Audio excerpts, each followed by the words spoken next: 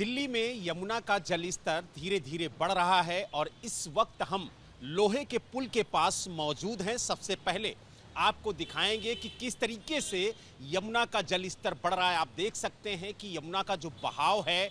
वो तेज हो गया है और अगर हम कल रात 8 बजे की बात करें तो यमुना अपने खतरे के निशान से ऊपर बह रही थी और यही वजह है कि जो यमुना के निचले इलाके हैं, खास तौर से यमुना खादर और जो आसपास के इलाके हैं, वहां पर रह रहे लोगों को बाहर सुरक्षित निकाल करके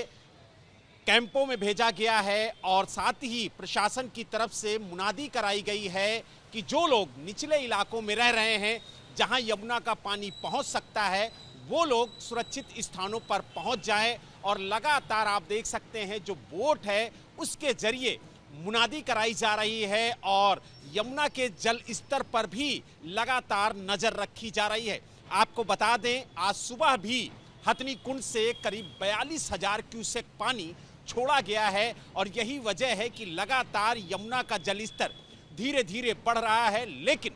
जो लोग यमुना के आसपास रह रहे हैं उन्हें सुरक्षित स्थानों पर जाने की सलाह दी जा रही है। और सबसे बड़ी बात यह है कि आप देख सकते हैं कि यमुना का बहाव लगातार तेज हो रहा है और जिस तरीके से जल स्तर बढ़ रहा है उससे जो निचले इलाके हैं उनमें खतरा बढ़ गया है। और खास तौर से अगर हम बात करें जो यमुना से लगी हुई कॉलोनी है यमुना बाजार,